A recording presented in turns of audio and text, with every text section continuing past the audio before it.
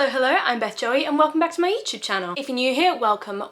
This is the channel where I paint my face, turn my camera on and talk about some books. It is officially the beginning of August, which means it's time to do my July wrap up, to run through all the books that I read in July, a few key stats and my one sentence reviews and ratings of everything that I read. If you've been on my channel for a little bit, then you know I've been going back and forth between monthly wrap ups and resets and reset vlogs. And I think I'm gonna settle with the wrap-up idea, with just these one sentence reviews, with the stats, keeping it fairly short and simple, because at the end of the day, those reset vlogs, they were fun to film, but I don't think the b-roll and everything that I was creating or the way that I was putting them together was all that interesting for people to watch. So I think this is probably where I'm gonna go from here. But let me know what your thoughts are on all of that in the comments down below. Let me know what elements you'd like to see me add to this video. I am always keen to get you guys' feedback and add things in if they're possible for me to do. But first of all, I'm gonna move slightly to the side so that I can put my graphics and everything up for my monthly stats, which we are going to run through now. So I've got my trusty laptop here so I can run through the stats, but I'm gonna put them up in graphics and everything up on this side for you as well. So yeah, let's kick right off with the total number of books that I read, which was 14. And then on top of that, I also DNF'd 4 books. As for the format that I read everything in, I had 5 physical books and then I had 9 books that were read in the sort of mixed media format. So I was reading physically and an audiobook at the same time. As for my age ratings, I read 9 adult books and 5 YA. For my author split, I read 3 books from authors that were new to me and 11 books from authors that I have read before. As for pages, my average pages per book was 402. My shortest book this month was Saga Volume 10 by Brian K. Vaughan, which was 168 pages according to Goodreads. And my longest book was Gods and Monsters by Shelby Mahurin, which was 612 pages. My best reading day this month was the 16th of July, where I read 735 pages that day. And my worst reading day was 10 days earlier on the 6th of July, and I read 2 pages that day. And that's not counting the couple of days here and there where I didn't read at all. As for the genre split, I read 6 fantasy romance, 1 historical romance, 1 fantasy, 1 romance, 3 mythology romance, 1 sci-fi, and 1 urban fantasy. For star ratings, my average rating across the month was 3.6 stars, and that consisted of 2 5-star reads, 6 4-star reads,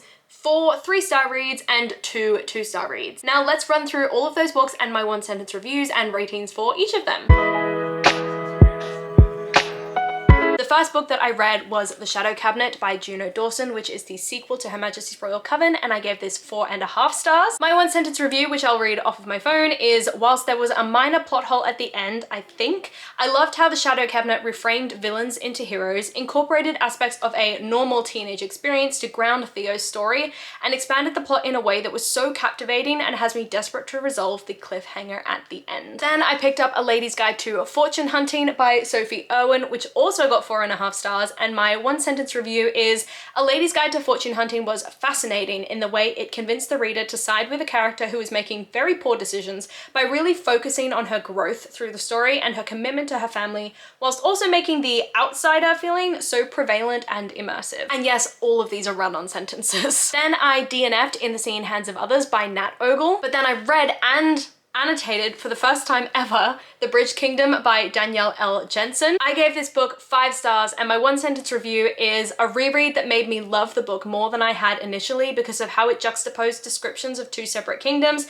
built its characters and their relationships so 3-dimensionally, and had an underlying plot that was so immersive and tense running throughout. Then I read The Drowned Woods by Emily Lloyd Jones, which I gave 2 stars. This is the incredible Illumicrate edition of this story, and my one sentence review is unfortunately a very lackluster read for me because of how disconnected from me the characters felt and how predictable a lot of the twists were. But then I read and loved Weather Girl by Rachel Lynn Solomon, and I gave this book 5 stars, and my one sentence review is Weather Girl was definitely deeper than previous romances from this author in the way that it dealt with mental health and body shaming, but it was ultimately so sensitive about how it dealt with these topics and created the perfect swoon-worthy romance with such hilarity in this Parent Trap inspired storyline. I then attempted but DNF'd Carrie Soto is Back by Taylor Jenkins Reid because I wanted to read it with the audiobook, so I will be picking this up this month. But then I started a series smash of the Touch of Darkness, Hades and Persephone romance series by Scarlett St. Clair. I gave this book 3.5 4.5 stars, and my one sentence review is a fun and smutty guilty pleasure reread that I thoroughly enjoyed,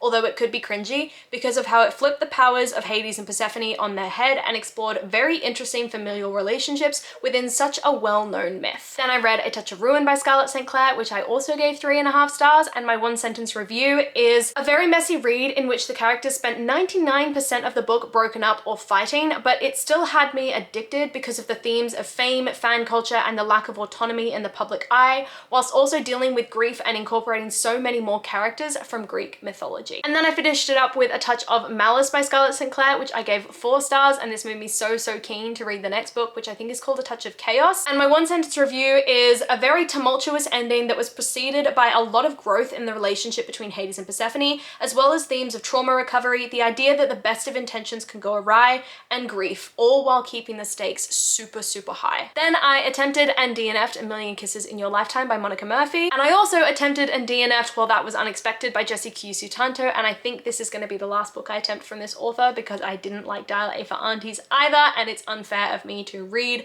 work from an author and rate it badly when I know their stuff doesn't vibe with me. But then I read and finished This Vicious Grace by Emily Theed, and I gave this book 3.5 stars, and my one sentence review is, whilst I wasn't particularly invested in the read because I felt the characters were surface level and the stakes were unclear, I really did feel the tension of the countdown and the angst of the romance, so I am keen for the sequel. Then I started my second series smash for this month with the first book in the Serpent and Dove series by Shelby Mahurin. This was a reread for me, but it was a reread that boosted my rating up to 4.5 stars, and my one sentence review is an amazing reread with characters that I love, conflicts that are so tense and thrilling, and such immersive world building and romantic moments. Then I picked up Blood and Honey by Shelby Mahurin, which I gave 3.5 stars, and my one sentence review is, whilst I agree with the people that say this book isn't as good as the first one, I would say it's more because of the absolute destruction of the relationships between my favorite characters that weren't properly resolved, rather than the plot itself being unnecessary. And then I closed it out with Gods and Monsters by Shelby Mahurin, which I gave 4.5 stars, and my one sentence review is a perfect conclusion to the trilogy that had me tearing up,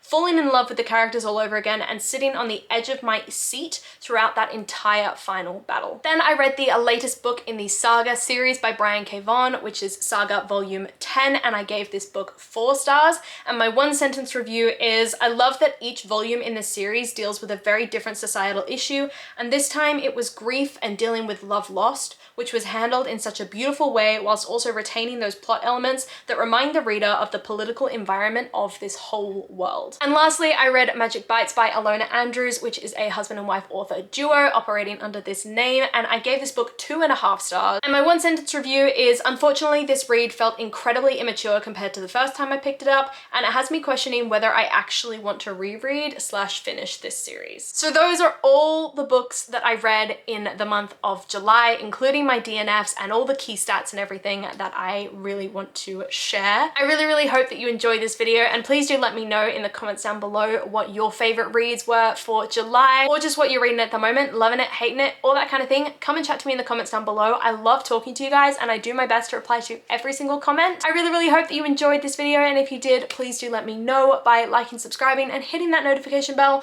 all down below. It's a super easy way to help my channel grow, and I will see you lovely people in my next video.